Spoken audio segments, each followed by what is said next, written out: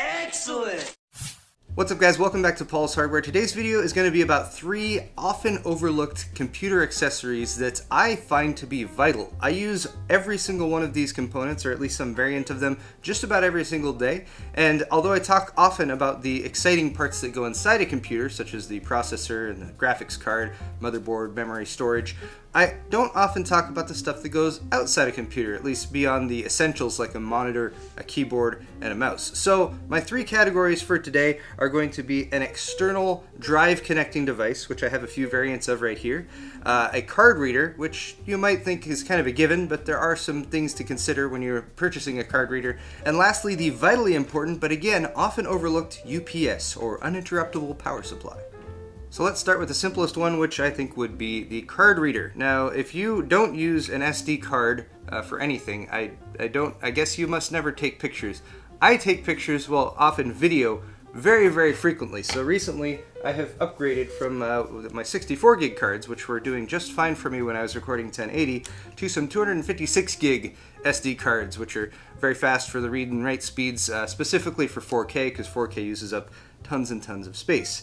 Now, getting the data off of the SD card and onto your computer and onto a working drive where you can have it backed up and actually do stuff with it like editing can take some time, especially if, again, you're recording at 4K. So one of the things I purchased very early on was this little USB 3.0 card reader, which is just an external unit, plugs in USB 3, and then it has a few different reader slots around the outside, whether you're talking about compact flash, or SD, or some of the other variants that aren't quite as common. Compact flash is becoming less useful, but I got that when I was using my Canon 5D Mark II because it had a CF card in it. And then SD is pretty much what I use by and large for most everything. Now this card reader has worked quite well for me, even though again it's a pretty generic, fairly inexpensive model that I got off of eBay, and I'll link this down in the description if you're interested.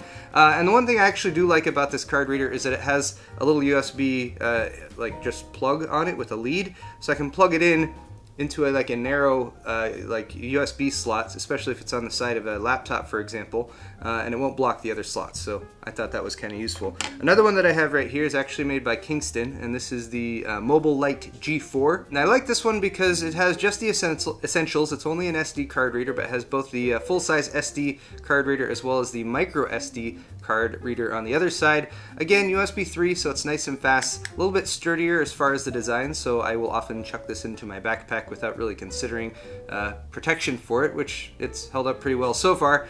The one thing that I don't like about this, again, is that plug, because it is fairly wide, so when it's plugged in it can block slots next to it. But other than that, a very high quality one, and again, I'll link that one in the description if you guys are interested. Now, another option for anyone who's looking for a card reader, especially if you're building your own system, is to go with one that's just integrated, so you don't have to worry about, a little dongle or something that you're plugging in or plugging into the front or rear USB ports on the system.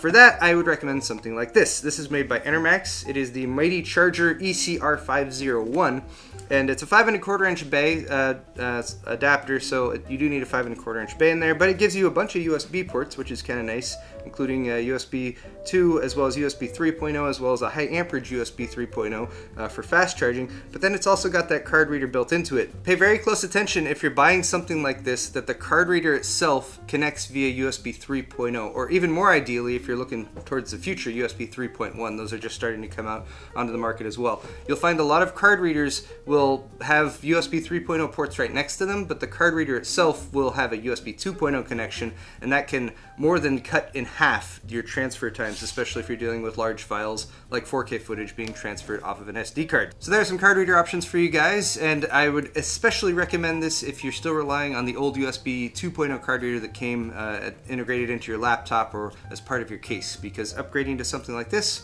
will definitely be worth your while. The next device I'm going to talk about here is what I'll call an external drive adapter, because if you watch my channel and if you work a lot with computers, chances are you're going to end up being a tech support person for someone in your life, whether it's a friend or a family member, at some points. And often those people will have old drives that you need to connect up somehow.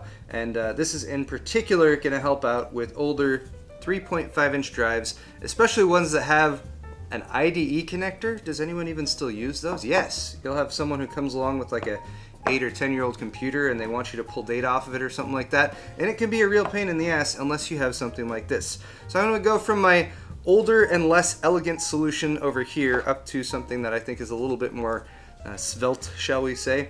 So this was my old external drive adapter, and it came with a couple different parts. One was a wall wart just to provide some power, and this actually comes over with a little adapter here and plugs into this guy, which is just a little on-off switch and a pass-through, and that adapter, which can then plug into this little splitter here. Oh, actually, this has this little splitter coming off of it, and that has a Molex plug as well as a floppy connector on it. So the Molex plug I could use to just plug in any Molex drive and provide power to it, which is actually pretty convenient in some situations.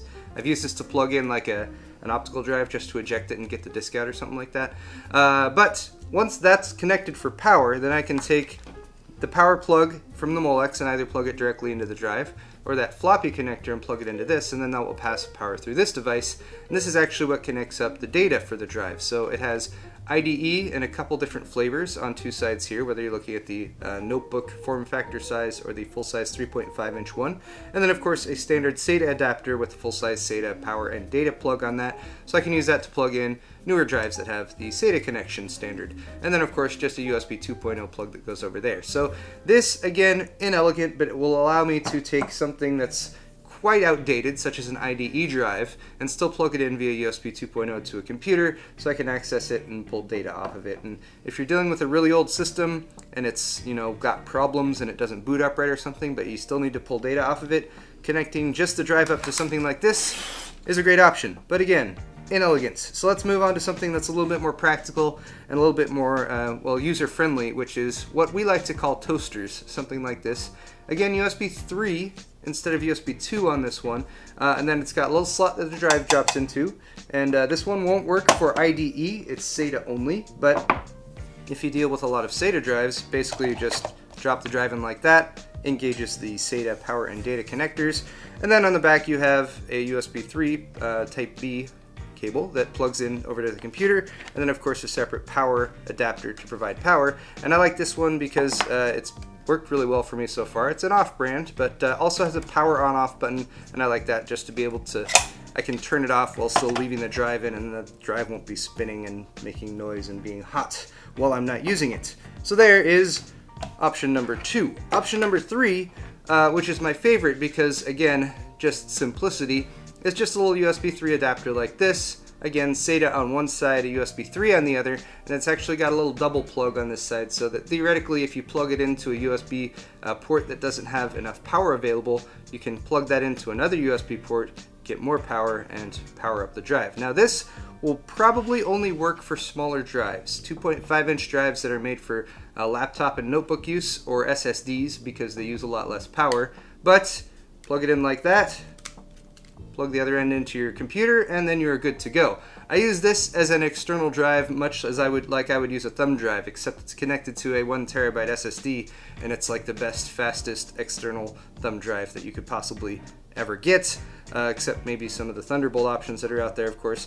And I actually will edit off of this. I'll put raw footage and just edit off of it on a laptop while I'm on the go. Again, that does have limitations because, for example, if you have a larger drive, like a 5 1/4-inch optical, it will not have enough power to power that so you can eject and everything unless you're using, again, a slim drive that's made for a notebook. And then it probably won't work for 3.5-inch drives either. These just require a little bit more power. And then, of course, you don't have the connection there for the older IDE if you need that. So, again, a variety of options available here, but choose the one that best suits your needs. And finally, the UPS, uninterruptible power supply. What this is basically a big old battery that you plug into the wall that keeps itself charged, and then you plug your vital devices into it, and then if you have the power go out or if you trip your circuit breaker, your system, computer, will still have power that allows you to get a bit of extra work done, or most likely just shut everything down properly so that you don't lose any information or have an improper shutdown. I just got this one during Black Friday and Cyber Monday sales from Cyber Power. Cyber Monday, Cyber Power? It's a conspiracy.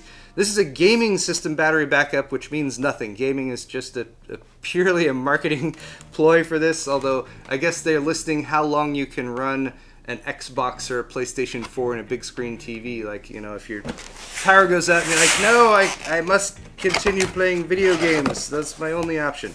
Let me pull this out real quick.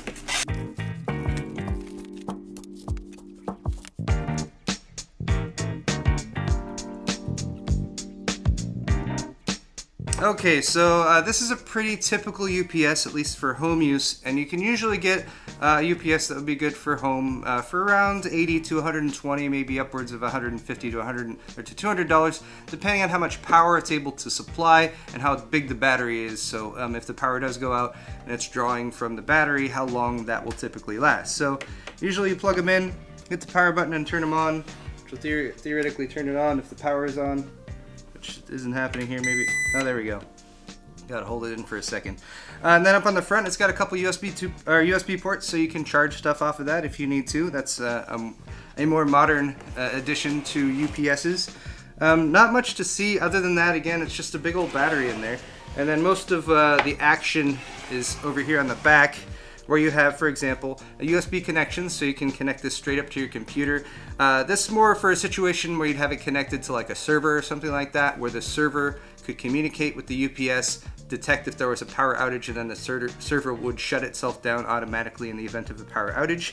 You can also route your network through here if that's something that you want to do, as well as coaxial cable. And then a bunch of plugs, some that are labeled as battery and surge, some that are also labeled as surge protector. So this is also like a really high-end surge protector. It will clean and filter the power that's coming out of your wall socket to provide more stable juice to whatever devices you have connected up to it. And that's pretty much it.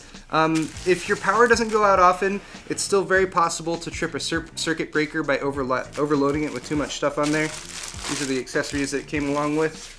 And just to close with a quick anecdote, the time that I found a UPS to be most useful for me, well, of course, is when the power goes out and you're working on something and your computer doesn't shut off. You're like, oh my gosh, I have time to save or whatever.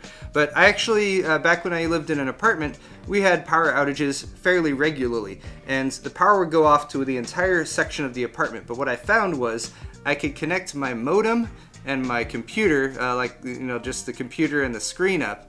My UPS had enough power to power those, and even though the power was out to the apartment complex, as long as the modem had power, it was still able to get the data connection from wherever the node was set up. So I still had internet and a workable computer, at least for 20 to 30 minutes, even though the rest of the power was out in the entire apartment. And I thought that was kind of cool. But that's gonna wrap it up for this video, guys. I hope you've enjoyed it. Did this one in a slightly different style than I typically do. It was a little more off the cuff, but let me know what you thought of it. Hit the thumbs up button if you enjoyed. Links again to all of these things, or at least whichever ones are still available for sale, are down in the description, and we'll see you in the next video.